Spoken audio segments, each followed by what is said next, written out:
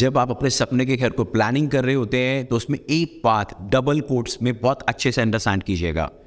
हम जब अपने घर को बाय करते हैं तो उसमें अपनी जीवन की एक जमा पूंजी उसमें लगा देते हैं, प्लस अगर हम उसमें लोन लेते हैं तो हमें आगे इंस्टॉलमेंट भी पे करनी पड़ती हैं।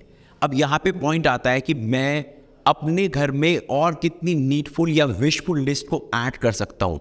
अगर मैं इसमें लग्जरियस आइटम्स को ऐड करूंगा और मैं सोचूंगा कि मैं कुछ और भी लोन लेके उसकी किस्तें चुका सकता हूं, आप ऑलरेडी एक लोन रनिंग है। आप अपनी इस प्लान को इस तरीके से ध्यान रखिएगा कि अगर आपके पास इनकम सोर्स लिमिटेड है और आपका ऑलरेडी एक लोन रनिंग है तो अपने आप को आप नीडफुल की तरफ रखिएगा, विशफुल की तरफ मत जाइएगा, लग्जरियस आइटम्स की तरफ मत जाइएगा।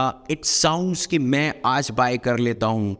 टाइम दीजिए 3 महीने, 6 महीने, 1 साल का, और दोबारा उसको प्लान कीजिए, एक बजट बनाइए कि आपने कब नेक्स्ट लेवल ऑफ इन्वेस्टमेंट करनी है। डे 1 आप सारी इन्वेस्टमेंट कर देंगे, आप उस घर में रहने जाना चाहते हैं, उसके प्रेशर में आ जाएंगे और कहीं ना कहीं अगर इनकम इफेक्ट हुई तो यही जो आज आपका विशफुल है ये आपके लिए एक प्रॉब्लमेटिक इशू बन जाएगा। इन सब बातों को ध्यान में रख के ही आप अपने घर की एक बेस्ट प्लानिंग कर सकते हैं। And I wish you all the best for your new home. और अगर आपको भी लगता है कि इन्फॉर्मेशन किसी के लिए इंपॉर्टेंट है तो उसे शेयर जरूर कीजिएगा। Wish you all the best.